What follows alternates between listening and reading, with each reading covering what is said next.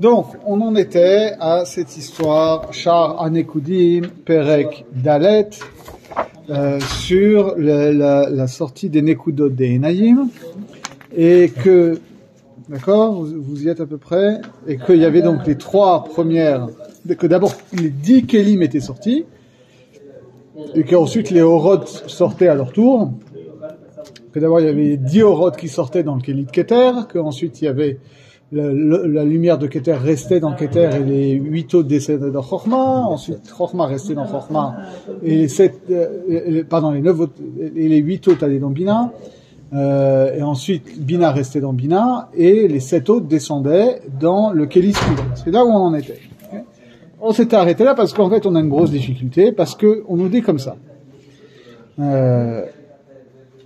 אמנם בצאת משם השבעה התחתונות שהם השבעה מלכים דארץ אדום שמתו. וכאשר היו השבעה התחתונות כלולות במעים מה היו שם בחינות. Ouais, ça on avait fait. Alors, la phrase d'après. La phrase avant, אמנם בצאת משם השבעה התחתונות שהם השבעה מלכים דארץ אדום שמצאו ורצו להיכנס בכלים שלהם לא יכלו הכלים לסובלם ומתו ונשברו כמו שנתבהר. Le problème, c'est que quand sont sortis de Bina les 7 lumières inférieures, qui sont les 7 rois du pays d'Édom, dont on parle de la mort dans la Torah. Petite parenthèse rapide, c'est que on en parle dans Vaïshlach, okay, c'est-à-dire, ouais, c'est ça, à la fin de tout le récit, la rencontre entre Yaakov et Esav, etc., et avant de passer à l'histoire de Yosef, donc on nous dit, voilà, de la même manière qu'on avait parlé des descendants d'Ishmaël avant de passer à l'histoire de Yitzhak, là, on nous faisait l'histoire des descendants de Esav, des rois qui ont régné, des rois descendants de Esav qui ont régné en Édom. Et après, on clôture l'histoire de Esav et Édom et on passe à l'histoire de Yosef. Il faut savoir que donc là, il y a une liste de 8 rois dont on nous donne les noms. Et dans Divrei Yamim, il y a aussi le même récit, sauf que c'est pas tout à fait les mêmes noms. Vous gardez ça en tête qu'en réalité il y a 2 listes des rois d'Édom. Okay. Bon. Ouais, alors on va voir ce que ça veut dire. C'est quoi ces rois d'Édom? Alors c'est ça qu'on va dire. Donc il nous dit voilà les rois d'Édom, évidemment. Pourquoi est-ce qu'on la question de base c'est pourquoi tu nous racontes ça dans la Torah? Qu'est-ce qu'on en a à faire de connaître le nom des rois de Édom avant qu'il y ait un roi en Eretz Israël? Et qu'est-ce que ça veut dire avant qu'il y ait un roi en Israël d'ailleurs? C'est pas en Eretz Israël, qu'il y ait un roi en Israël. Et là-dessus, donc le Zohar rapporte que, oui, en fait, c'est très important parce que ces 7 rois d'Édom, dont on nous dit à chaque fois qu'ils sont morts. On va faire le texte d'ailleurs, tiens. On va voir. Mais Édom, c'est situé où en fait? Édom, c'est au sud d'Eretz Israël. Okay. Mais c'est Eretz Israël? Aujourd'hui, ça fait partie d'Eretz Israël, oui. Ça fait partie d'Eretz Israël parce que ça a été conquis par les Hashmonaïm d'ailleurs. D'accord. Toute une histoire. Vous savez d'où ça? Pourquoi? Ça c'est extraordinaire. Je fais une petite parenthèse. J'ai vu ça dans le Ramban. À propos de quoi? C'est au début de Parashat Shemot, d'accord? Ve'ele Shemot bnei Israël asher yardu Mitzrayima. Le Ramban, il dit, il a sur tout Bereshit, il a eu ce schéma de dire Maaseh Avot Siman Labanim. Tout ce qui arrive au patriarche, c'est une préfiguration de l'histoire du peuple juif dans son intégralité. Et donc, la fin de l'histoire des Avot, c'est la fin de l'histoire de Am Israël dans sa totalité. Donc, Galut Mitzrayim, ça correspond à Galut Edom. D'accord. Okay. Et il dit parce que de la même manière que on est descendu en Égypte parce que en fait on était potes avec les Égyptiens, c'est-à-dire que c'est Yosef qui s'est associé aux Égyptiens, qui a fait descendre Yaakov et Yaakov il était une famine. Oui, C'est nécessaire d'y aller. Oui, mais il y a l'idée que les Égyptiens vont nous sauver. Ouais. Okay, et que ça va pas durer longtemps et qu'on va sortir de là vite fait.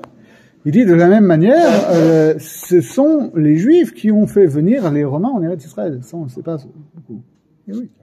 Bien sûr, c'est les Juifs qui ont fait venir. Comment ça s'est passé? Mais attends, quand T'es pas au courant? Non, je suis pas au courant. Ah ouais, ça. Mais Goshen, Goshen, c'était provisoire, hein? Ouais, Goshen, c'était provisoire, mais ça a duré beaucoup longtemps que prévu. Jacob, il pensait pas de mourir en Égypte. D'accord. Okay. Ah, je pensais que... Ouais, d'accord. Donc c'était passager, quoi. C'est une transition. Okay.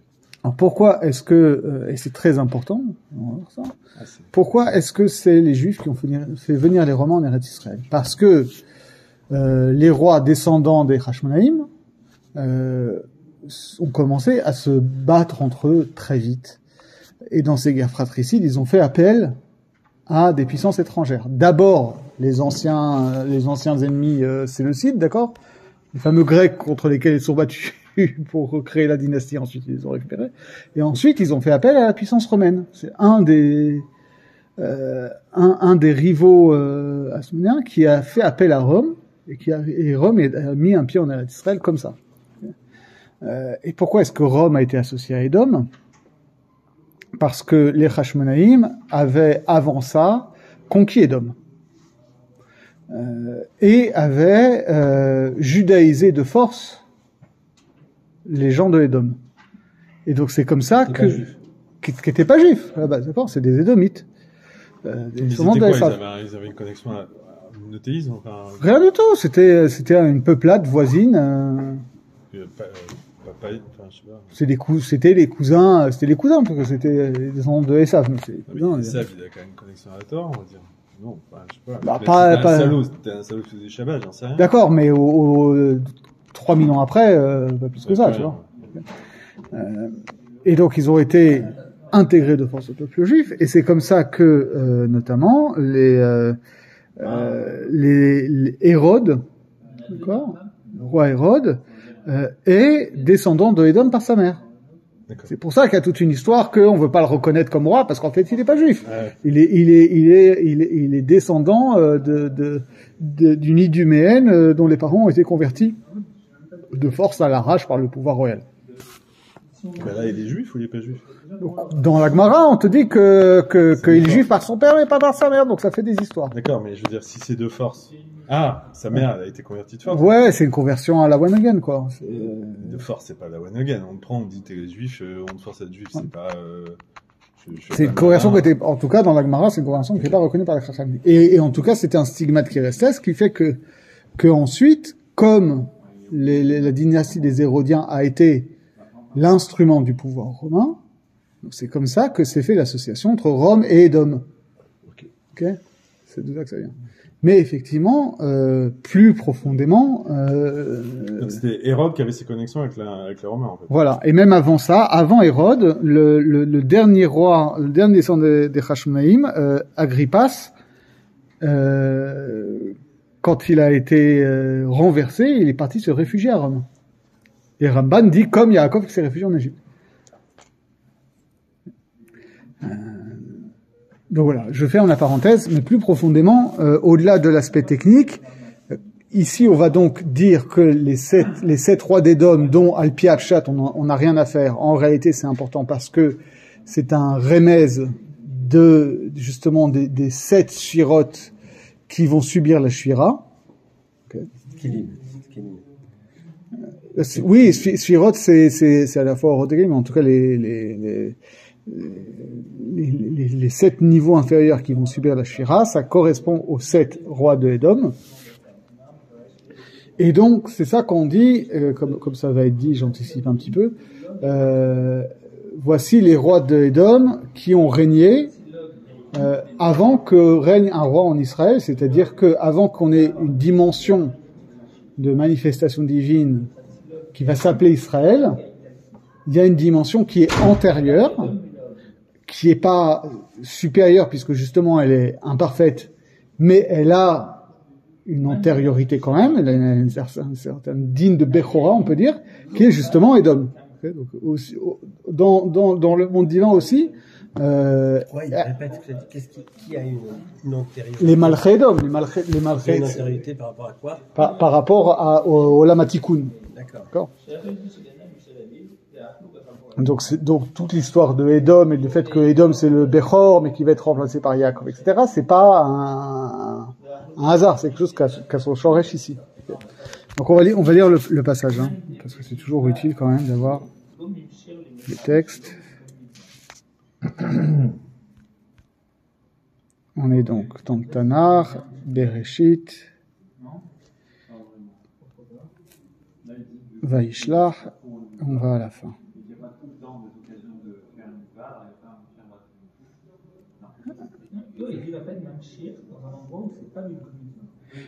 Donc c'est en Lamed Vav, Pasuk Lamed Aleph. Vele amelachim asher malchu be'eretz Edom lifnei meloch melech livnei Israël. Vayimloch be'Edom Bela ben Beor ve'shem iro Dinhava. Vayamot Bala, pardon. Vayimloch tachtav Yovav ben Zerach mi Bosra. Vayamot Yovav vayimloch tachtav Husham me'eretz hatemani. Vayamot Husham vayimloch tachtav Hadad ben Bedad Hamake et Midian bisde Moav veshem Iro Awit. Vayamot Hadad vayimloch tachtav Samla mi Masreka. Vayamot Samla vayimloch tachtav Shaul mi Rehovot Anhar. Vayamot Shaul vayimloch tachtav Baal Hanan ben Achbor. Vayamot Baal Hanan ben Achbor vayimloch tachtav Hadar veshem Iro Pa'u veshem Ishto Meitavel bat Matred bat Mezahav. Okay. Ça c'est les psukim. Donc on a 8 rois. On a donc Bela ben Beor, Yovav ben Zerah, Husham, Hadad ben Badad, Samla, Shaoul, Baal Hanan. Et ensuite, un 8e roi qui est donc ce Hadar. Et donc, vous avez remarqué qu'à chaque fois, on parle qu'ils sont morts, sauf le dernier, Hadar, dont on donne aussi le nom de la femme. Et c'est ça la clé du truc. Alors, on peut faire une correspondance entre chacun des noms. Et c'est ce qu'on va faire. C'est ce que le Rabbi Chaim Vital va faire. Et donc, on nous dit que ces rois-là, ils ont voulu, les Orot ont voulu rentrer dans leurs Kélim, et les Kélim n'ont pas pu supporter les lumières, et ils sont morts et se sont brisés. Et c'est ça qu'on va expliquer. La reine est vers Bitchilas Seder Shiva Melachim Aelu. D'accord? Expliquons d'abord la correspondance de ces 7 rois dans l'ordre. Kihinehem min da'at ulmata. Alors ça c'est la grosse difficulté que j'ai, parce que quand on nous dit il y a 10 Shirot, il y a 10 Orot et 10 Kelim qui sortent d'Ainaïm.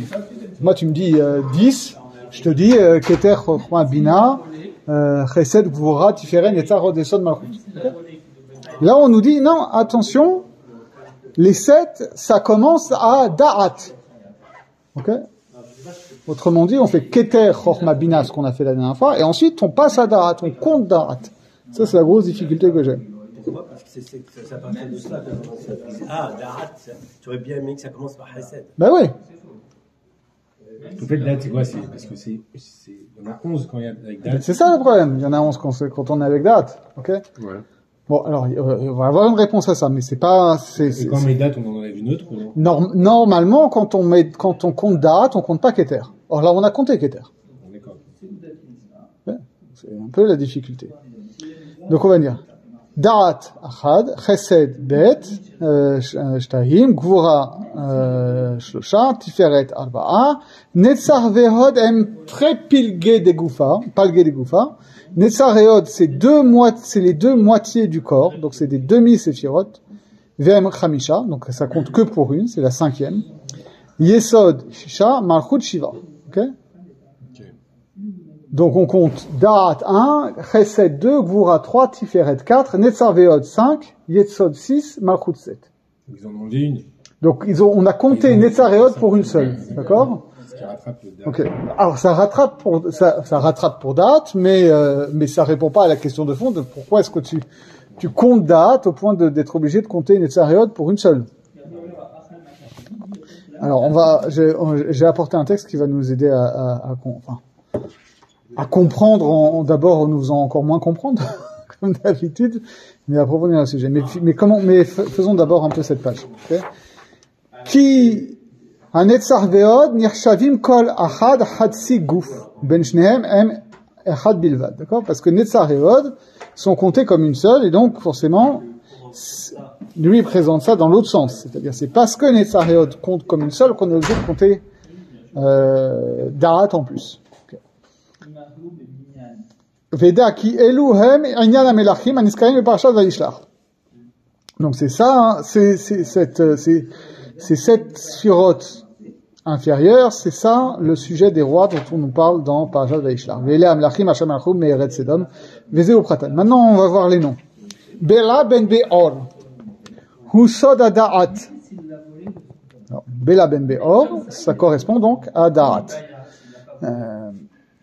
וכבר הודעתיך כי בלעם הוא בלע כמאמר חז"ל והוא בסוד הדעת אשר על כן היה שקול באומות העולם כמשה בישראל לפי שמשה רבנו עליו השלום הוא בחינת דעת העליון דאבא שבזעיר אנפין.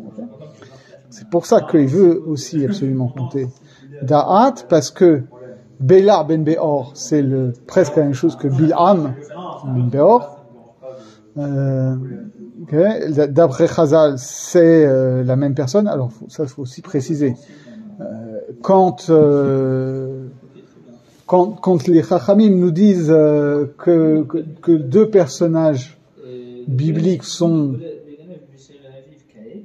la même personne, ça veut pas forcément dire que c'est la même personne historiquement qui a vécu très longtemps à travers les âges, etc. C'est-à-dire que ça veut dire que ça renvoie à un même type, d'accord? Si tu comprends comment l'un fonctionne, tu comprends comment l'autre fonctionne. On peut dire de Gilgulim ou de machin, etc., mais plus profondément, c'est ça. C'est-à-dire que c'est des figures qui ont l'air différentes, mais qui en fait renvoient à des archétypes, à un seul et même archétype, et donc on peut éclairer l'une par l'autre. C'est comme ça que ça fonctionne.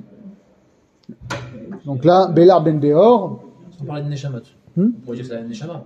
Tu peux dire c'est la même Neshama, mais en fait, quand tu dis c'est la même Neshama, en fait, c'est ça que tu es en train de dire. C'est-à-dire que, c'est pas forcément les mêmes individus, mais c'est la même personnalité spirituelle, quoi. D'accord? Le même portrait spirituel.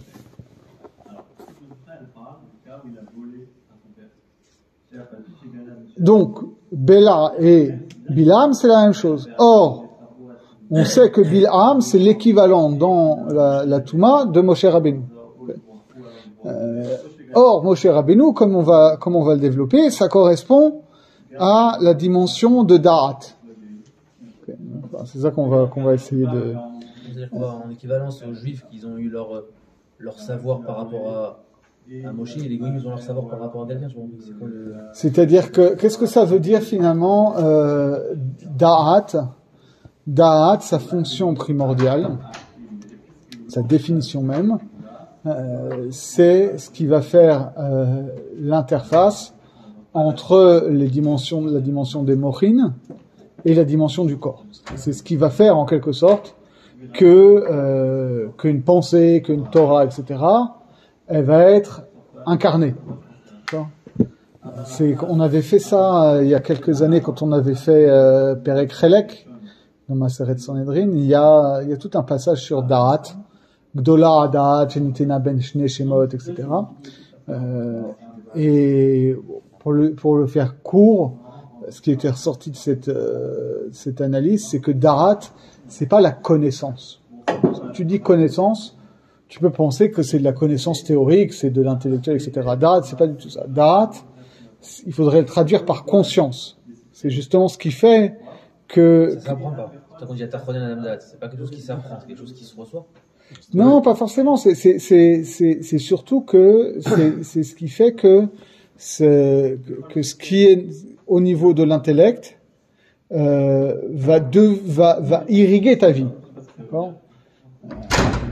C'est-à-dire que ton savoir ne reste pas détaché, mais que c'est quelque chose qui va être vécu, qui va transpirer dans tes actes, dans tes émotions, etc. c'est que ça pénètre, quoi.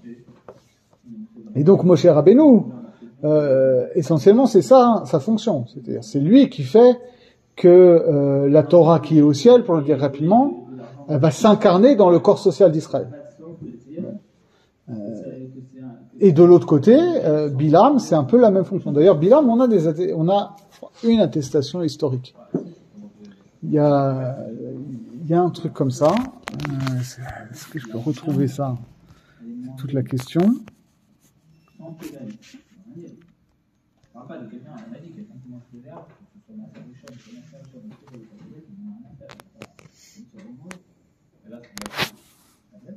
Est-ce qu'on peut retrouver ça facilement?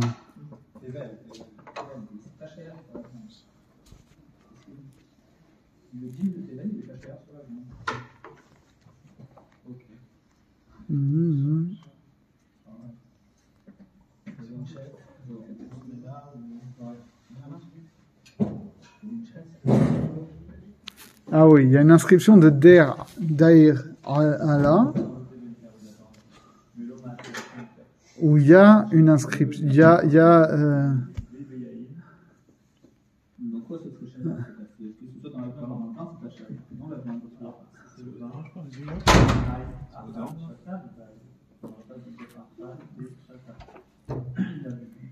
voilà, il y a un texte qui est écrit dans le mur d'une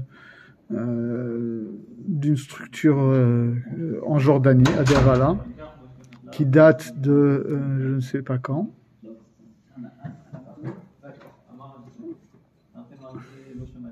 Mais qui présente une prophétie de Bilam. Donc c'est intéressant de savoir qu'un personnage comme ça a une attestation épigraphique hors Torah, quoi. C'était un prophète. Oui, c'était un prophète de la nation. C'était un magicien aussi, non? Un sorcier. C'était un sorcier, non? Un sorcier, Est-ce que c'est un sorcier? Est-ce que c'est il y a tout le passage avec l'âne, mais c'est pas très bien. c'est un personnage intéressant. C'est un personnage intéressant parce que le truc, c'est que Bilam, tu vois bien, si tu fais abstraction des drachot de Chazal, qui évidemment le dépeignent comme un type horrible de bout en bout. Si tu prends vraiment le pshat à Katouv, il n'a pas l'air si méchant que ça, finalement. Non. Au début. Je veux dire, c'est un type qui est apparemment très respecté par les nations, qui est sans aucun doute un charlatan, okay, mais qui a des révélations divines. Est-ce que c'est un vrai prophète au début, tu vois? Au début, tu as l'impression qu'il est que finalement il est pas très chaud parce qu'il est pas sûr d'être à la hauteur. Et que c'est Akadosh Baruch Hu qui va finalement lui faire gravir les degrés de la prophétie au point que c'est lui qui énonce les prophéties de la fin des temps. C'est incroyable. Ça, c'est Bilal. Apparemment, c'est un Kéli Exactement, c'est un Kéli. Qui est important. C'est pas un charlatan. Voilà. Mais ça reste un Kéli, c'est-à-dire que c'est quelque chose où il est pas acteur, il subit le truc, tu vois. C'est Akadosh Baruch Hu qui lui fait gravir des niveaux. Donc il aurait pu atteindre un très haut niveau. Et en fait, il perd tout jusqu'à la vie, puisqu'il va se faire assassiner quelques psukim plus loin. Parce que, qu'est-ce qu'il fait? Il conseille à Balak d'envoyer les filles de Midian pour pervertir la nation d'Israël. Ça, c'est pas écrit clairement non plus, non? C'est lui qui donne le conseil.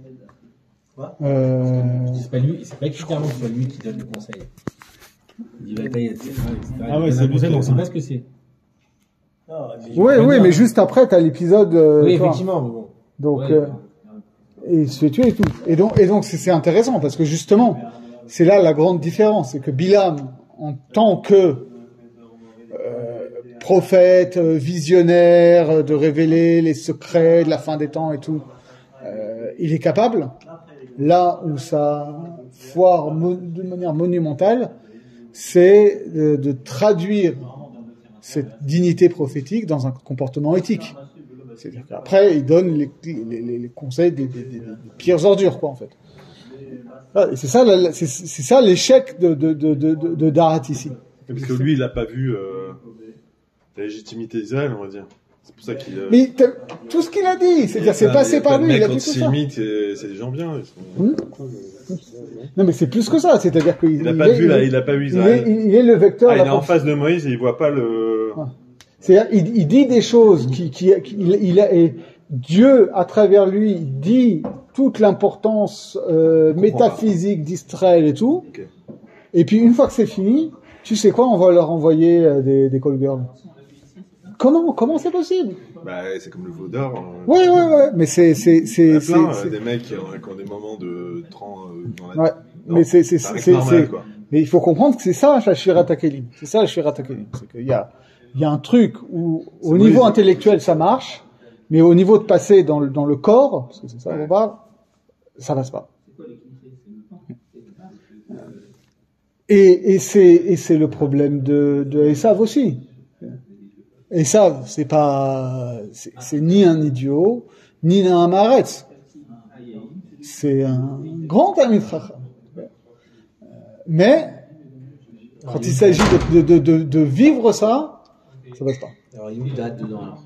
Il y a où le date dedans? Le date, alors, il y a où dedans? Et justement, là, il y a une jvira du date. Donc, Moïse, c'est la convergence totale de la réception de la Torah et de la vivre en tant que telle. Ouais. Et ça, Bilam, il supporte pas. Ouais. Il dit, ça passe pas. Et c'est pour ça qu'on nous dit finalement, dans le Midrash, que quand ils ont enterré Yaakov, Esav a contesté le fait que c'était lui qui allait être enterré. La Bechera, il a dit pas dans les deux. La Bechera, pas pour le. Ismaël est passé derrière, mais pas Esav, c'est ça? Pour l'enterrement de Jacob. Pour l'enterrement de Yaakov, Esav disait non, mais c'est ma place dans Marat HaMachpelah. Il y a une bataille. Et c'est qui est-ce qui le décapite? C'est Khushim, c'est ça, ok? Mais on nous dit que la tête de Esav, elle est enterrée dans Marat HaMachpelah. C'est-à-dire qu'au niveau de la tête, comme le dit Gaon Levina, Esav, il n'y a aucun problème, il est dans Marat HaMachpelah. Au niveau de comment ça se traduit dans un corps qu'il y a un problème.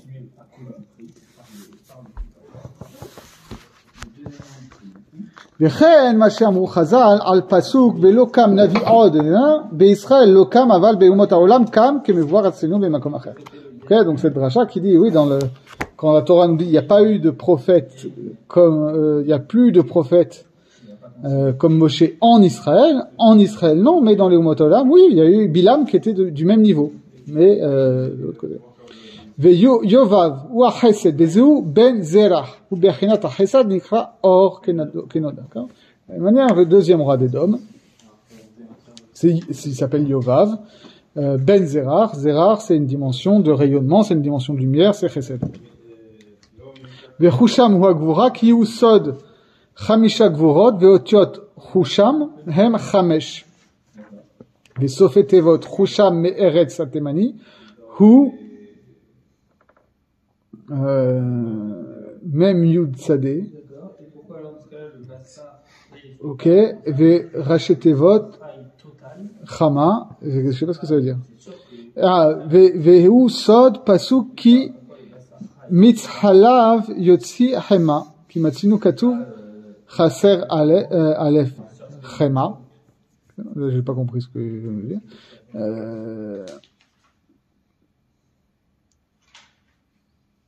On va traduire déjà, ok? Chusham c'est Gvura, parce que ça renvoie aux 5 Gvurot, d'accord? Ça c'est quelque chose c'est lié à Da'at aussi, d'accord? C'est un autre concept qu'il faut qu'on aborde assez rapidement. Que justement, pour toute cette histoire de Da'at qui va être la façon dont les mochines s'incarnent dans le corps, on va expliquer en fait que les Da'at c'est un double mohar, et dans Da'at il y a 5 dimensions de chesed et 5 dimensions de gvura. 5 parce que finalement ce qui est dans Da'at va venir irriguer Chesed, Gvura, Tiferet, Netzar, Hod, c'est ça les 5, qui ensuite vont être récapitulés en Yesod et passés en Malchut. Et pareil pour les Gvurot.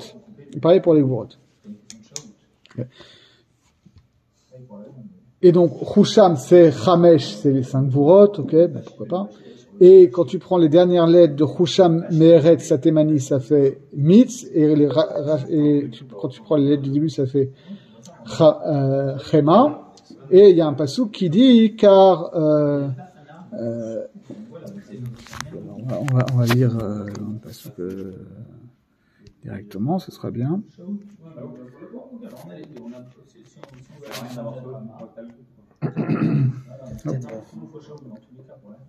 Michelet.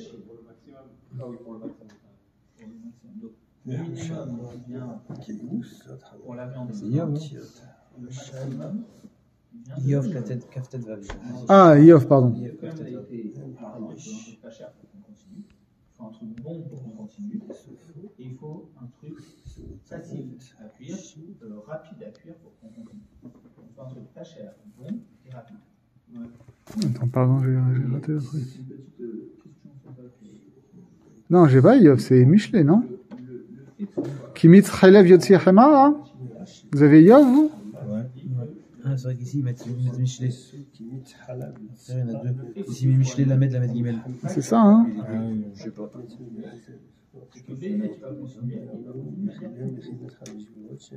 C'est un autre passouk. C'est les fraudes salichées, les chémas. Ce qu'il faut, c'est chéma, c'est sans aller là-bas. Sans aller là-bas. Et ici, c'est Kalef. Une fois il y a avec Aleph, une fois sans Aleph. on dirait qu'il va continuer à manger plus rapidement. De la viande vachine, il ne va pas continuer. De la viande pas vachine, il va continuer. Oui, d'accord. Comme on dit. Ki mitz halav yotzi hema, ou mitz av yotzi dam, ou mitz apahim yotzi riv. Ok? Parce que, donc, littéralement, car car presser le lait, ça fait sortir du beurre, et presser le nez, ça fait sortir du sang, et presser la patience, ça fait sortir la dispute. Michelet, on pourrait passer des heures à comprendre ce que ça veut dire, mais on comprend pourquoi ça nous parle de Gvura, puisque effectivement, c'est cette notion que c'est une notion de contrainte, quoi. D'accord? C'est que c'est la contrainte est productive, mais elle est aussi productive de violence.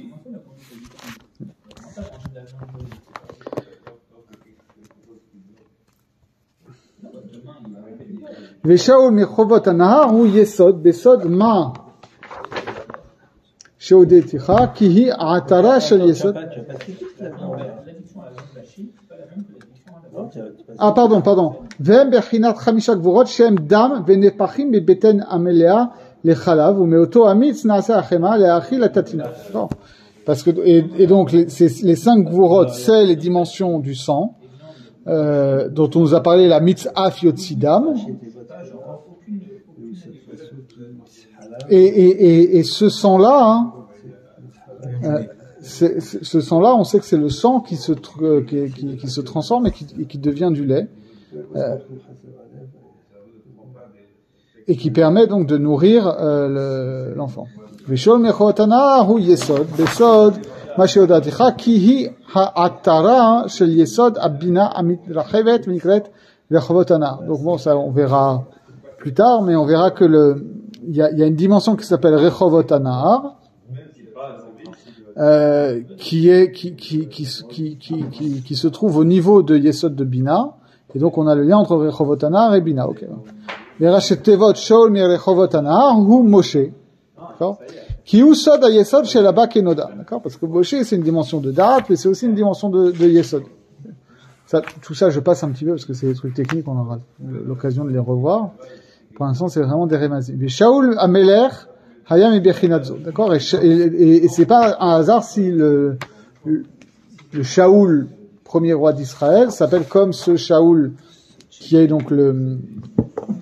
Il passe directement du... Oui, on en a sauté, hein. Ah, Remarquez alors, le Husham roi du Noir, il passe le Shaoul, il passe les Yesod, il doit Hesed, Tiferet, Netzar, Yesod, Yesod, il passe le Yesod. Sur tous les intermédiaires. J'avoue la mère, Bechinat. On a sauté Tiferet et Netzar Veod, c'est ça? Pas carrément. C'est une bonne question. Alors attends.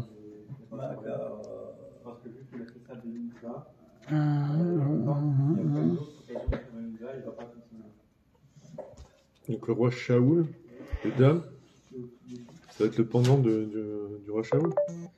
C'est-à-dire que de la même manière que, voilà, Shaoul va correspondre à la même dimension. Shaoul, au roi d'Israël, va correspondre, a priori, à la même dimension. Premier roi. Pourquoi? Que le Shaoul de Édom, parce que c'est aussi une dimension d'Yesod. Je sais pas pourquoi pour l'instant, mais on va... Voilà, donc Béla on l'a fait, Yovav ben Zerah on l'a fait, Husham ben Razazim on l'a fait, ensuite Hadad ben Bedad, ça on l'a pas fait, Samla mi Masreka on l'a pas fait, et ensuite on est passé à Shaoul mi Rechovot Anar. Okay.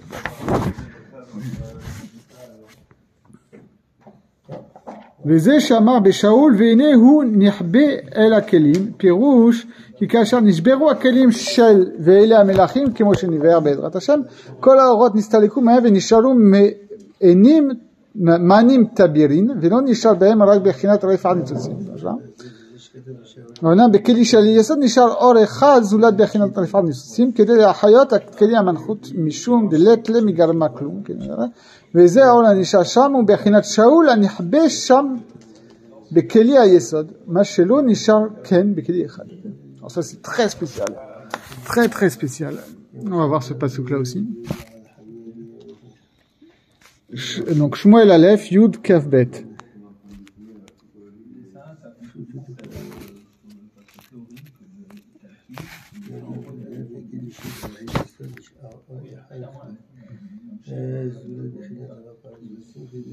Ah.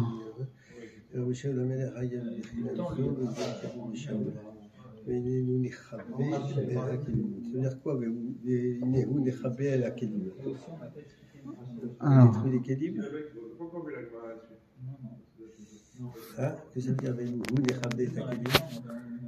Parce que il faut voir le contexte, d'accord? De quoi on parle? Il se cache, non? Oui, il se cache. Qu'est-ce qui s'est passé exactement? On en est où? C'est quand on veut le nommer, non? Quand on cherche Shaoul pour le nommer roi. Voilà, quand Shaoul est oint. Ouais. D'accord?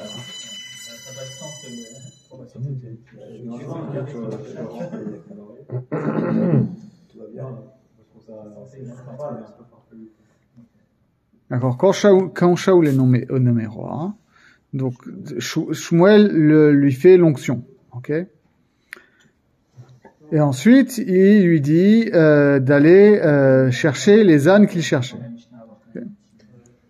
Bon, il lui donne plein de signes, qu'il va croiser une bande de prophètes, etc., que tu vas être pris de transe.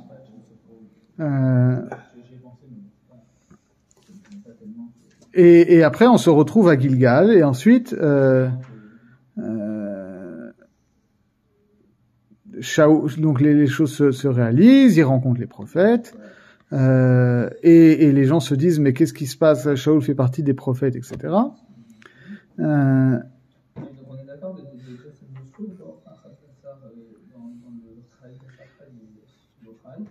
et ensuite, ils rentrent dans la Bama, là, où ils sont censés se retrouver avec, apparemment avec Shaoul. Il retrouve son oncle,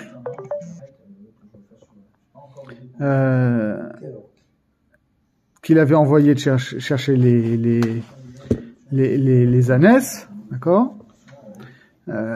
Et il lui dit donc au juge, j'ai retrouvé les ânesses, etc. Ensuite, Shmuel convoque le peuple à Mitzpah, et il leur dit que que vous avez méprisé la parole d'Hachem et que vous allez vouloir un roi,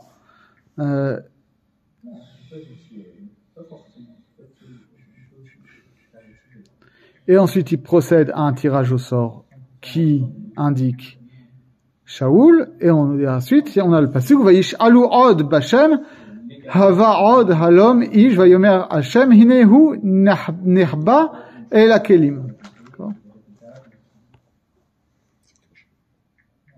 Et donc ils vont, en fait, voilà, on sait pas, on comprend pas très bien pourquoi, mais Shaoul n'arrive pas en vainqueur. Au contraire, au moment même où on va le chercher, il refuse d'être nommé et il se cache dans les kélim, quoi, dans une cruche ou dans la bagagerie ou je sais pas trop. Okay. Bref, qu'est-ce que ça veut nous dire tout ça? C'est compliqué. Falloir qu'on travaille, hein, parce que moi j'y comprends rien pour l'instant. Mais non, retenons, d'accord? Il est caché dans les kélim. Qui est caché? Shaoul est caché dans les kélim. Quand on veut le nommer roi, il est caché dans les kélim, ok? Il y a un film comme ça où il y a le pape qui refuse et il fait une dépression et il se cache dans la chambre. C'est quand même un film de... Tu nous laisses tranquille avec des références. Avec Luc Funès? Non, je pense que les références elles sont essentielles pour notre arabe. Donc, il y a un investisseur, il se barre, il se cache. Il refuse le pouvoir. Alors oui, non, mais de toute façon c'est ça le choix, c'est qu'il refuse le pouvoir. Mais on a une lecture qui apporte un autre éclairage. D'accord, on nous dit comme ça. Parce que quand les kélim se sont brisés... Lorsque tu regardes le film, tu penses à Shaoul. Moi, je pense tout le temps quand je regarde un film tu à la regardes Torah. le film, est-ce que tu repenses à Shaoul? Ça y est, allez. Donc, ça veut dire quoi que Shaoul est caché dans les kélim? Ça veut dire que quand il y a la Shvirat HaKelim, comme on va le voir, normalement, toutes les orotes, elles remontent vers leur source et il ne reste plus que les kélim qui sont brisés, d'accord? Et donc, la seule chose qui reste dans les kélim brisés, c'est ce qu'on va appeler les refach nitzutzim, c'est les 288 étincelles. Donc, il va s'agir de faire le tikkun.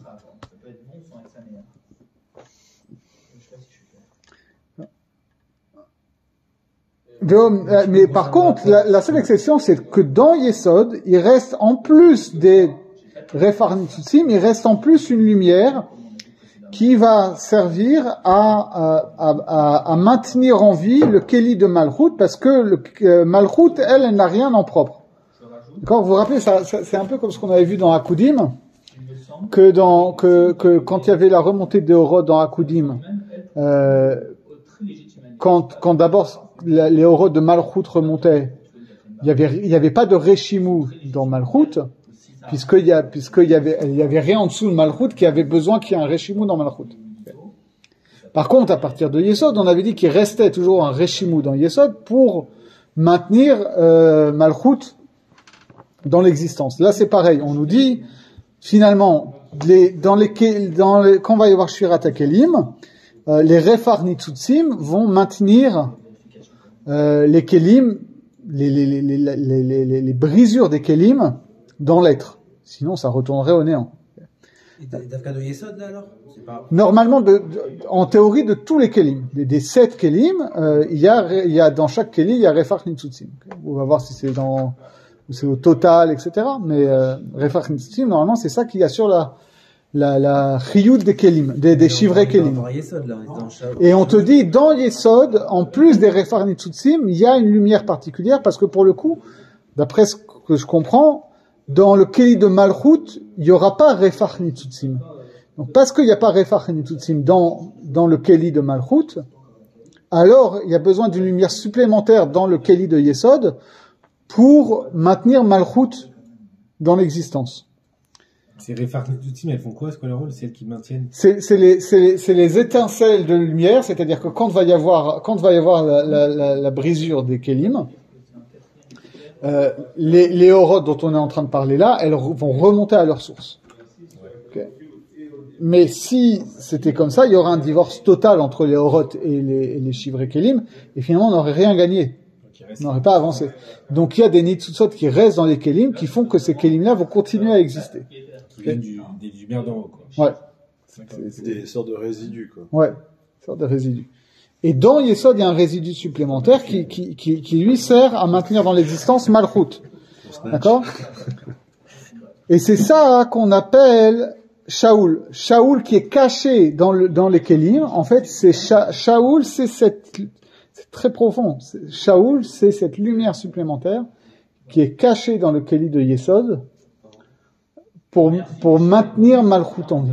En deux mots, c'est imagé quand on dit c'est caché dans les Kéli, c'est imagé. C'est-à-dire que c'est imagé, et en réalité, c'est une fois que tu admets la réalité du langage kabbalistique, c'est de l'ultra chat, parce que quand on te dit quand on dit dans le chat, il est caché dans les kelim. Tu te dis, je sais pas très bien ce que ça veut dire. Il est caché dans un vase, et machin, etc. Mais quand on te dit, entre guillemets, il est caché dans les kelim mamash, il est caché dans les kelim, des chivrés kelim de Olam Hatzilut, quoi. Et de quoi Mais alors, il est caché, et donc ça permet la malroute. Oui, et alors, traduisons-le en bon français. Il se cache dedans, donc ça permet de maintenir. C'est-à-dire que ce qu'on va, expliquons. il établit la malroute à ce moment-là. C'est quand il se cache qu'il établit la malroute. Exactement, c'est ça qui est très fort. C'est-à-dire que quand il va être roi, non, au contraire, ça va détruire la malroute. C'est-à-dire que le vrai, c'est-à-dire, le truc c'est que Shaoul c'est le premier roi d'Israël. Shaoul c'est le premier roi d'Israël. Il crée quelque chose qui n'existait pas en fait. Voilà, mais c'est un échec en même temps. Mais t'étais en train de dire c'est lui qui maintient la malroute. C'est ça tout le paradoxe, c'est que à la fois Shaoul c'est un échec parce que la vraie dimension de Malchut c'est David. Quand on associe chaque personnage divin à cette chéra, Malchut c'est David. Okay, ça veut dire quoi Malchut? Tout ça c'est sur l'axe central. Okay, on a parlé de Da'at, la dimension de Moshe. On a parlé de Malchut, c'est la dimension de David. Et là, on est en train de dire, il y a une dimension dans Yesod, cachée dans le Kéli, qui s'appelle Shaoul. Okay, parce que de la même manière que quand on dit Lokam, Lifnei Meloch Meler, Livnei Israël, à propos des Malchei Edom, le roi dont on parle là-bas, qui vient après Malchei Edom, c'est normalement Moshe Rabbeinu. Moshe Rabbeinu, c'est aussi une dimension de Malchut. Okay, c'est quoi une dimension de Malchut? C'est justement comment est-ce que une dimension transcendante va venir organiser un corps. Okay. Moshe Rabbeinu, c'est une dimension comme ça. Moshe Rabbeinu, c'est en tant qu'il va donner la Torah, c'est un législateur. Il va faire en sorte que l'idée d'une loi divine va venir structurer le corps social d'Israël. Mais ça reste encore dans une certaine dimension abstraite, on va dire, au sens où c'est une loi qui est intériorisée. Okay. Ce qui fait qu'aujourd'hui encore, nous, on est dans cette dimension-là, même s'il n'y a pas même s'il n'y a pas d'État juif, d'accord, même dans les époques où il n'y a pas d'État juif, cette dimension-là de Moshe Rabbeinu, elle existe, ok, au sens où chaque juif intériorise la loi de la Torah et essaye de la mettre en application dans sa vie. Okay. C'est ça qui fait une société juive traditionnelle. Okay. L'autre dimension de Malchut, c'est celle qui est manifestée par le roi, c'est celle qui est structurée par David, c'est-à-dire qu'il y a une autorité royale qui fait que cette loi-là, elle n'est pas seulement vécue dans l'intimité de la conscience ou de la vie religieuse, etc., mais elle est structurée dans un État. Shaoul, c'était le Bedin, c'était tout Shaoul. C'est pas seulement le roi. Et ce qui nous intéresse, c'est la différence d'une société juive avec un roi par rapport à une société juive avec des rabbanim et des gens qui suivent la Torah, tu vois. Et Shaoul, c'est le roi, c'est le premier roi. Oui. T'es en train de dire que c'est finalement pas un roi, mais qui règne. Alors non, je suis pas en train de dire ça. Je suis en train de dire que l'archétype de la royauté, c'est David. Et donc il faut comprendre par rapport à ça, pourquoi est-ce que dans l'histoire juive, pourquoi on commence pas directement par David? Nous. Pourquoi c'est ce qu'on reproche au Bnei Israël, c'est d'avoir réclamé un roi alors que c'est pas le moment. Alors Hinachinami, c'est effectivement un des éléments de réponse, c'est que on voit qu'il y de la même manière que ici les choses se font un peu trop vite, on va dire, de la même manière les Bnei Israël ont demandé l'instauration d'un roi, alors que c'était pas forcément à ce moment-là que ça devait intervenir.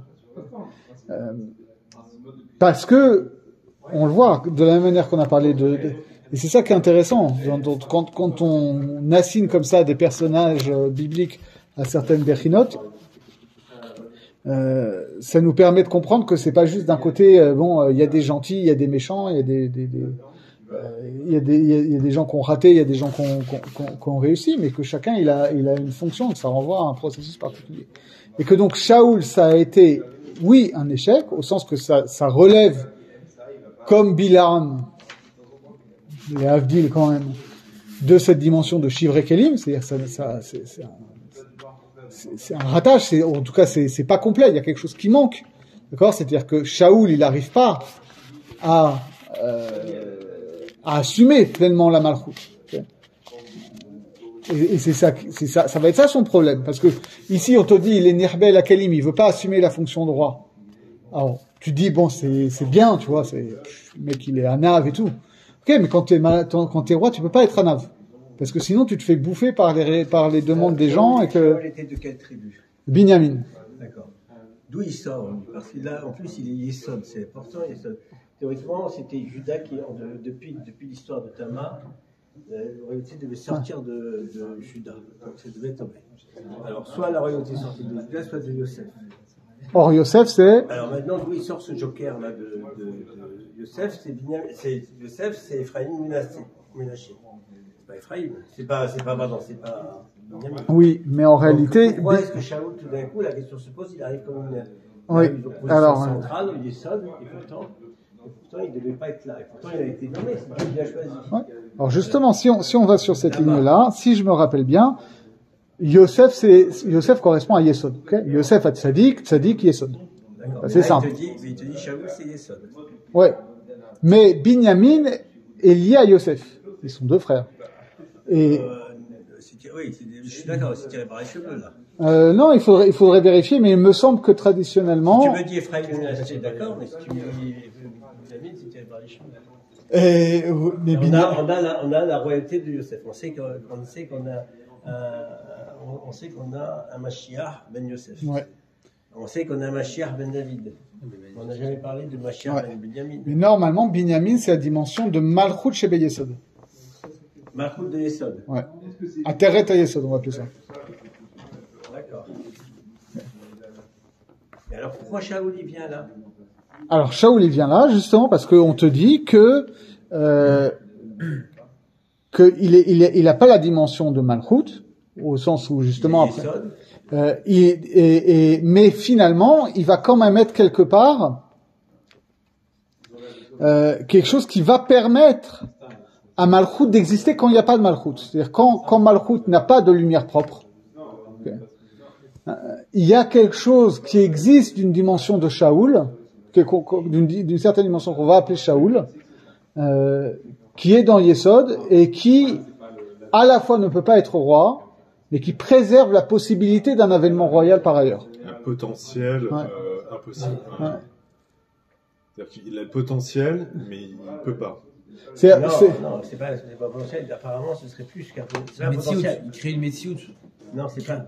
C'est ça, c'est un genre il crée le médecin nécessaire pour qu'il y ait une royauté. Voilà, il peut pas être roi en tant que tel, mais en l'absence de roi, il fait en sorte que l'idée même de royauté ne disparaisse pas. C'est pour ça qu'ils sont le or de Yesod, il éclaire la Malchut, il maintient en vie. Ouais. C'est ce qui explique pourquoi il y a des rois encore aujourd'hui Goy, par exemple. Ce qui pourrait expliquer pourquoi il y a des rois Goy encore aujourd'hui. Il y a des rois. Non, mais d'abord comprenons comment ça marche. C'est une médecine qui. Non, on n'est pas la Malchut, non, mais on commence à comprendre parce qu'apparemment, pourquoi est-ce que Shaoul tout d'un coup apparaît? Pourquoi il est nommé roi? La question de pourquoi est-ce que c'est une volonté du. Non, mais d'accord, dans notre logique, dans notre logique, comment tu la comprends? Il faut retourner dans la logique. Donc apparemment, la logique, c'est que il sert de maintien à la royauté. Ouais. Parce qu'en fait, ouais, il faut ils avaient le droit d'avoir un roi déjà. Non, pourquoi jamais il a choisi de ces tribus? Ah non, ça répond pas. Vous répondez par rapport à la tribu là? Non, je parle pourquoi il apparaît comme roi alors que théoriquement il ne devrait pas apparaître comme roi. Et pourquoi il a été désigné par Dieu comme roi? Voilà, c'est Il n'a ça. rien à voir avec la royauté. Non, c'est Voilà. il est désigné par le Et là on le prophète. comprend. Oui, mais Et accepté Tu comprends, par le il y a- peuple. là on le oui, comprend. mais s'il est désigné par. Mais là, ça, on a une clé. Ouais, La clé du Sod, elle est importante parce qu'il te dit que c'est le Yesod, c'est-à-dire il n'est pas roi. Mais lui, le fait d'avoir existé, il maintient la royauté, il permet de Oui, mais maintenir là, la je comprends royauté pas. de alors. David. Non, mais je comprends pas le texte de la Puisque Torah. David, c'est le Malchut.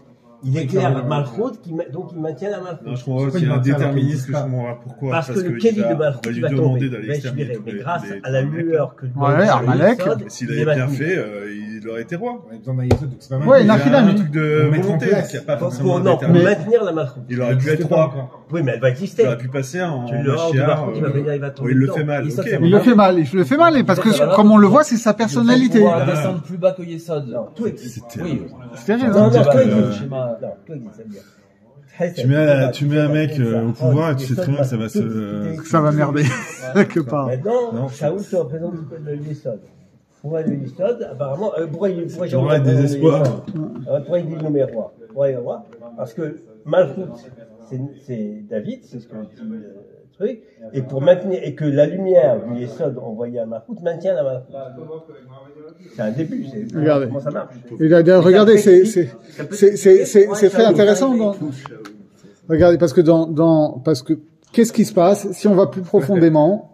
Le Gaon Livina il explique très bien que la grande différence entre finalement les 6 shirotes, donc ici de Darat HaYesod dont on parle, et Malchut, c'est que autant les orodes de Darat HaYesod sont sortis et il y a eu Shvirat HaKelim, autant pour Malchut, il n'y a même pas eu.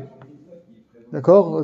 Comme il le dit dans son Pérouche sur Sifra Tzinotav, et Ar'a Idbatela, la terre a été anéantie, c'est-à-dire qu'il y a pour Malchut apparemment, il y a même pas, on verra dans le détail, mais il y a même pas un moment de règne au même titre que les autres. Et on le voit bien dans les psukim là dans Vayishlach, parce que si on regarde bien, pour tous les rois, on nous donne quand même un minimum de qualificatifs, d'accord? C'est-à-dire, on nous dit Bela ben Beor, le nom de sa ville c'est Dinhava, d'accord? Ensuite, on nous dit Yovav ben Zerach, il est de Botzra, d'accord? Ensuite, on nous dit il y a Husham de Eretz Hatemani. Ensuite, on nous dit Ben Badad, il a frappé Midian dans le champ de Moab et sa ville s'appelle Awit. Après, il y a Samla de Masreka. Ensuite, il y a Shaoul de Rehovot Anar. Et ensuite, on nous dit Baal Hanan ben Achbor, et lui, on ne nous dit pas sa ville ou quoi que ce soit. On ne nous dit pas sa ville. Et après, on va nous parler de Hadar, et de sa ville Parou, et de sa femme Etavel. Donc ça, Melech Hadar, ça va être le 8e roi qui va faire le tikkun. Okay? La ville, ça représente quoi? C'est quoi? La ville, ça veut dire que même s'ils sont morts, il y a quand même un moment où ils ont régné dans une ville. Pour celui qui correspond à Malchut, il y a même pas ça. Autrement dit, il y a le 7e roi qui correspond à Malchut ne règne pour ainsi dire pas, il n'a pas de ville. Donc ça veut dire que pour Malchut, les Oroth ne rentrent même pas dans le Kéli. Donc il est nécessaire que dans la sphira précédente, au niveau des Yesod, il y ait un Réchimou qui s'appelle donc ici Shaoul, qui va faire en sorte qu'il puisse y avoir ensuite Malchut au moment du Tikkun. Voilà. Pourquoi Malchut il rentre pas dans le Kéli? C'est quoi qui se fait ça? Ah, ça, on va voir, on ne sait pas encore, mais en tout cas, il y a après, apparemment un Kéli de Malchut, mais le Oro de Malchut ne rentre pas dans le Kéli de Malchut, et donc ce qui fait que le Kéli de Malchut va rester dans l'existence, c'est pas des Nitsutsot qui viendraient des Oro de Malchut, c'est le Or de Shaoul qui est dans Yesod. On n'arrive pas à comprendre qu'une défection, un retranchement est nécessaire à une réalisation. Tu sais, c'est un truc qui... Ouais, c'est-à-dire que... Enfin, oui, alors c'était plus sélection, je n'en sais rien. Je sais pas exactement ce que ça veut dire. Je sais pas exactement ce que ça veut dire, mais il y a effectivement cette idée que paradoxalement, cette mise en retrait de Shaoul, qui est le signe qu'il peut pas assumer la fonction de Malchut. Non, Il il l'assume. n'a pas d'existence propre. Ouais, il En l'assume. tant que roi. Ouais. Il n'a pas d'existence propre. Ouais. C'est important, ça, Ouais. en tant que roi. Ouais. C'est-à-dire que, à son niveau, la royauté est un échec, mais en même temps, Indispensable pour la royauté. mais elle rend possible l'existence de la royauté future. Il confirme. En se cachant, il dit ça à Shmuel en deux mots. Il dit que j'accepte d'être roi, mais pas en tant que roi. C'est-à-dire Ça, son action, elle a quoi comme influence? Ouais, c'est qu'il accepte la royauté, mais je ne dans veux pas un contre la truc. volonté divine, j'accepte mon rôle juste d'intermédiaire. Ouais. Il faudrait comparer comment ça se passe au moment de la nomination de David, parce que je sais pas, il faut regarder. Regardons. C'est Samuel qui le. Et comment est-ce que David réagit? C'est lui qui le fait roi, mais on ne sait pas encore, enfin, etc. David, ce qui va se passer, c'est que lui, il va, si je me souviens bien, il n'a pas de problème à accepter cette onction. Et par contre, il va, après l'onction, il va effectivement vivre pendant des années dans l'ombre de Shaoul, quoi. Voilà, mais Exactement. toujours en poste. Ouais. Ouais, il y a tous les trucs Il cherche à le tuer. Ouais. Ouais, donc c'est aussi une royauté qui n'est pas réalisée, puisqu'il est loin par Samuel, mais qu'en même temps, il y a toute une phase. Voilà, Et que- il part, il crève de faim, on va chercher. Ouais. Et donc, il va y avoir effectivement, toute une histoire de double royauté, d'une royauté qui est incomplète, mais qui perdure quand même dans le temps de l'histoire, et finalement, une royauté davidique qui est toujours repoussée, dans un avenir, quoi. Yesod, c'est le tzaddik. Ouais. Et d'ailleurs, Benjamin aussi, c'est un des quatre qui est cité, qui est mort, on dit, à cause du Chet à Nachash. Et c'est ça, c'est-à-dire que finalement, il faudrait que le Yesod, c'est-à-dire que pour que le Malchut existe, il faut qu'il soit influencé par le tzaddik. Peut-être, c'est un match ça. C'est-à-dire qu'il n'a pas de légitimité s'il n'a pas une influence du Yesod qui représente le tzaddik. Ouais. Il faudrait faire toute une étude, parce que finalement, effectivement, Shaoul a fauté dans sa fonction royale. C'est-à-dire, Shaoul. Oui, il n'a pas accompli sa mission, mais il aurait pu l'accomplir. Non, mais par contre, J'avais trois définitifs dans tous les cas, c'est pas lui. Il n'aurait pas pu décider de devenir le roi légitime. mais il est légitime, enfin, Non, il est, le roi en tant que qu'éther.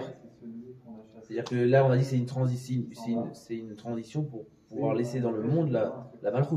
oui, mais ce que je veux dire, c'est que effectivement, il y C'est a, pas le bon Shevet.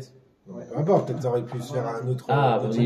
Avec des. non, mais effectivement, bon, là, on a l'impression qu'il était destiné à échouer, mais c'est Il y a important que de de- voir qu'il échoue en tant que roi. Il y a qu'il a Mais pas à de titre roi. personnel, c'est pas du tout un rachat ou un mec qui a des choses à se reprocher. C'est un tzaddik gamour. Il a tué toute la vie.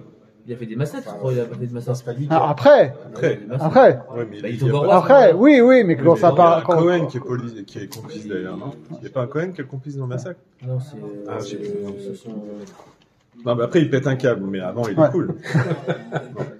non, mais c'est, Regarde. Humainement parlant, il pète un câble. Bah oui. alors que David, c'est un peu l'inverse. Ce qui est Bah, marrant, il c'est est que- terminé dictateur, David. Comment ça, il termine dictateur? Bah, il veut massacrer son fils rebelle. Non, La fin du règne, c'est terrible. Enfin, Non, mais ça, c'est la fonction royale qui demande ça. Salomon qui termine fou. On parle pas de Shlomo pour l'instant. Mais, non, mais je sais pas, moi, La Shonara mourra. c'est pas la Shonara, mais Salomon, il meurt fou. Shlomo, il faudrait, pour l'instant, on parle pas de Shlomo, mais David, ce que je conseille à tout le monde, quand on comprend pas Sefer Shmuel, Sefer Melachim, de lire soit Abravanel, mais Abravanel c'est un peu long, parce qu'il te pose 18 pages de questions avant de te faire 36 pages de réponses. C'est plus compliqué. Mais le Malbim fait de très bonnes synthèses des commentaires de Abravanel, et c'est important parce qu'Abravanel c'était un homme politique. Un mec, il a été à la cour d'Espagne et tout, donc tout ce qui concerne les intrigues de cour, il comprend très bien. Et donc il explique très bien toutes les choses qui nous paraissent irrationnelles, passionnelles dans le comportement de David ou de Shlomo ou d'Adonia, etc.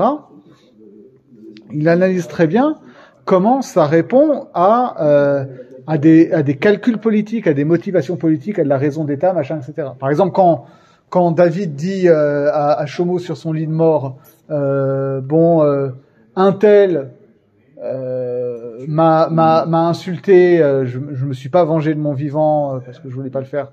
Mais maintenant toi tu vas le faire. C'est pas une question qu'il a de la rancœur. C'est qu'il lui dit que moi j'avais pas besoin, ça aurait été amoindrir mon pouvoir que de vouloir me venger parce que ça aurait été perçu comme une vengeance personnelle. Mais maintenant que toi tu es mon successeur, au contraire, pour asseoir ton pouvoir, tu dois montrer que tu es capable de venger. Oui, c'est les des torts qui ont- logiques politiques qu'on comprend pas comme ça Ouais. dans un premier truc. Tu vois, de la même manière que l'histoire de Adoniaou avec la Shunamite, tu vois. Ouais. Que quand David est vieux, donc on lui met une pile guèche pour le réchauffer dans son lit, et que après son fils Adoniaou fait des histoires parce qu'il veut il veut récupérer cette nana là. Je te dis mais le mec il est fou, pourquoi est-ce qu'il risque tout pour une Donc ça, concubine? c'est des logiques politiques. Voilà, Ouais. et Malbim, il explique que non, c'est parce que justement, si Adoniaou arrive à s'attribuer la dernière concubine du roi précédent, il affirme par là sa prééminence dans la succession. D'accord. Donc c'est toujours des trucs comme ça. Alors, on peut quand même dire que Shaoul, à un moment donné, il avait son destin en main. Et qu'il a pas su réaliser l'extermination d'Amalek. Et donc, toi, le texte est en train de dire non, il était structurellement défaillant. En fait. C'est-à-dire, il faudrait faire une étude approfondie là-dessus parce que l'histoire de Amalek, c'est lié à Netzar et Hod. Ça, c'est le Shla qui l'explique très bien. Parce que quand il va y avoir l'échec de l'extermination de Amalek, qu'est-ce que dit Shmuel? Gam Netzach Israël lo yeshaker, si je ne me trompe. D'accord. Gam Netzach Israël, Lo yeshaker, je trouve ça. Et le Shla a une explication extraordinaire. Il dit finalement l'histoire de Amalek.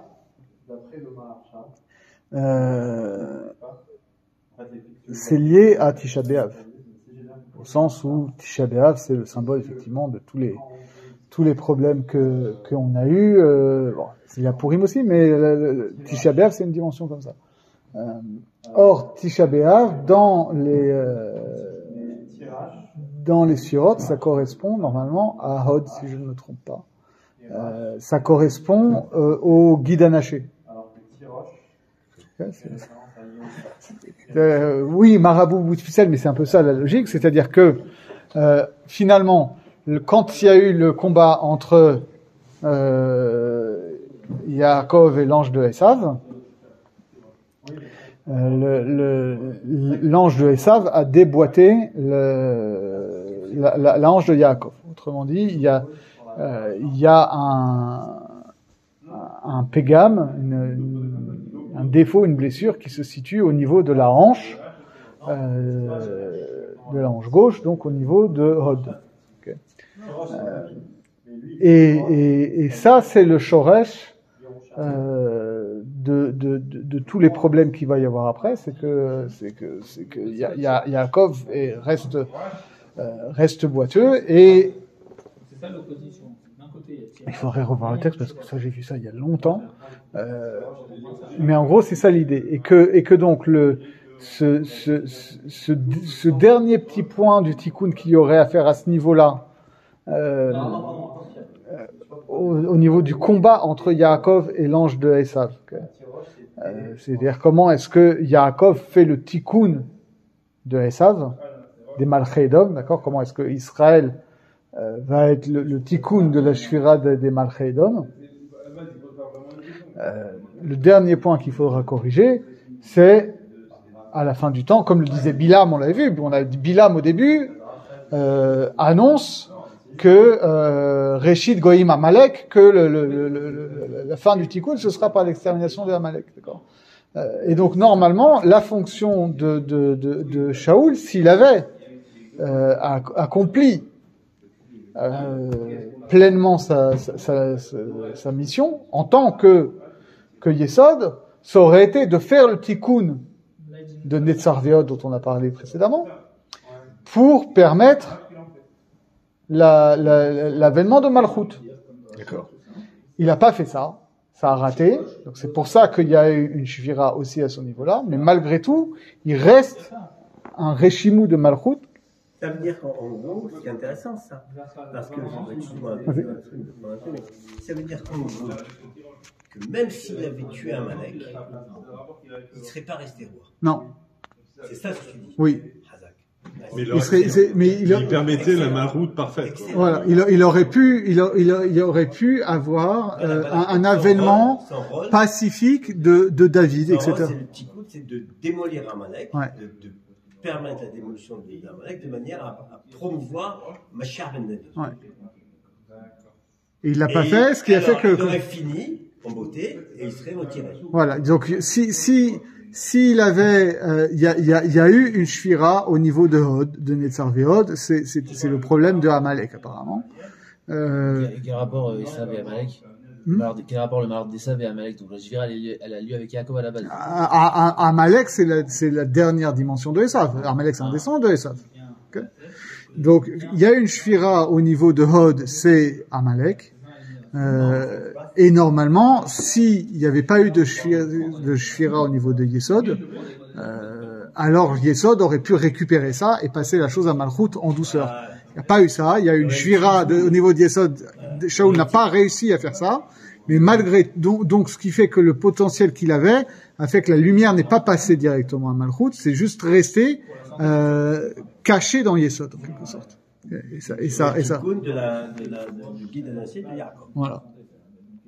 Qu'est-ce qu'il va faire le tikkun alors à la fin des temps? Ce tikkun là il va être fait par David ou par Shaoul?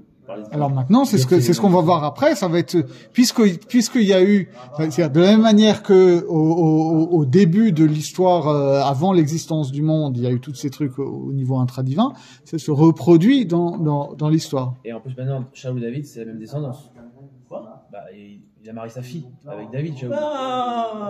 Oui, mais Shlomo et les descendants de Shlomo, c'est pas les... Compliquez-nous les choses, quoi. Ajoute un petit peu. Tu sais de mélanger le tikkun. Fais ton son. On va créer un... Shlomo, c'est le fils de Bathsheba, mais la fille de Shaoul, comment elle s'appelle déjà? Ah oui, la fille de Shaoul, oui.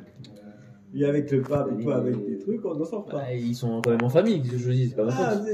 Il va avoir des enfants avec la fille de Shaoul. Je sais pas tu dis. Ah bon. Non, je crois elle a pas eu d'enfant. Michal. Ils ont pas eu d'enfants? Il a pas eu d'enfant avec la fille de Shaoul. On dit qu'elle a été punie parce qu'elle a critiqué. Voilà, donc ça répond. Pendant qu'il dansait, elle était à 40. Ah oui, il dansait là. Il n'a pas eu d'enfant, elle n'a pas eu de descendance. Voilà, donc ça répond. Oui, il y a eu une prophétie en disant que elle aurait pas d'enfant. Bon, on fait suite au prochain numéro. Alors on finit juste les lignes là rapidement. ולפי שהיה בעת השירה והמיטה נקרא לשון מתחבא כי מן הראוי היה שיסתלק גם הוא ונשאר שם בהחבא והייתה הסיבה לצורך המלכות כנזכר. לכן זכה שאול למנוחה כי כוונתו הייתה להאיר אל המלכות כנזכר ואין זה היטב. On l'a fait nous-mêmes, c'est bien. Donc c'est pour ça qu'on dit qu'il était caché dans les kelim parce que normalement cette lumière aurait dû se retirer des kelim, mais là il est resté dedans pour la malchoute, et c'est pour ça que Shaoul a mérité la malchoute, parce que son intention était effectivement de faire en sorte que la malchoute existe, même si au final c'est pas lui qui l'a mérité. Alors juste, j'introduis le cours suivant, parce qu'il y a cette histoire là, moi qui me turlupine, cette histoire que on compte quand même Da'at, alors que d'habitude on va toujours nous dire oui mais Da'at il y a pas de Keli. Soit on compte Keter, soit on compte Da'at, mais on compte pas les deux et tout. Il faut savoir qu'il y a un texte extrêmement important de Rabbi Chaim Vital, qui n'est pas dans Etzraïm, qui n'est pas dans Srotraïm, mais qui se trouve dans Sha'ar HaKavanot, qui s'appelle Drush Yakar HaErech Be'inyan HaDa'at. Un drush de grande valeur au sujet de Da'at. Ça se trouve dans Sha'ar HaKavanot, c'est-à-dire dans la première version de l'Etzraïm rédigée par Rabbi Chaim Vital, où c'est moins Messoudar, où c'est plus des drushim comme ça séparés. Donc c'est pas repris dans Etzraïm parce que Rabbi Meir Popers, quand il a compilé Etzraïm, il n'avait pas Sha'ar HaKavanot, mais c'est suffisamment important pour que Rabbi Shalom Sha'arabi, il le reprenne in extenso dans Nahar Shalom. Okay. Et Rabbi Chavita, il dit comme ça. Il dit, Hineni mechaber drush yakar ha'erer b'inyan hadaat, v'ilzulad ze adrush en shum yediah shorashit be'inyane ha'asara sfirot. Je vais donc écrire ce drush important au sujet de Da'at, et sans ce drush-là, il est impossible de comprendre de manière radicale cette histoire des 10 sfirot. Tu commençais par ça. Donc c'est pour ça que je veux qu'on le voit assez rapidement. D'accord ? Quoi, qu'on voit ce texte-là, Oui, que je vais vous distribuer, qu'on verra la prochaine fois. On le verra d'ailleurs pas en intégralité, mais il faut au moins lire le premier paragraphe. Donc, pour nos auditeurs de Radio Londres, dans Shara Akdamot, dans la pagination classique de l'édition d'Yerushalayim, c'est Daf Samer He Amoud Bet en fait, mais quand je dis Amoud Bet, c'est la deuxième colonne de la première page. Okay, et c'est repris dans Nahar Shalom. Alors dans la première édition de Nahar Shalom, c'est Daf Kuf Tet Vav, mais dans le Nahar Shalom qui est dans l'édition classique du Etz Chaim, c'est vers la fin, juste après le Drush sur Purim. Donc je vous laisse lire ça, et c'est extrêmement important parce que ça permet de comprendre beaucoup de choses sur c'est quoi Da'at, comment on compte les 10 Shirot, comment est-ce que on compte les 5 Partsoufim, les 4 Olamot, les 4 lettres du tétragramme, Nefesh, Ruach, Neshama, etc. Comment tout ça fonctionne. Et c'est notamment une des bases principales de la Torah du Rashash. Donc ça vaut le coup quand même de se... C'est le début là. Ouais, c'est où on s'arrête où là, Drush, Yakar Level vient à la date. L'intégralité, ça va jusqu'à comme ça à la Samer Vav verso, donc il y a 4 pages, un peu serré, mais le plus important.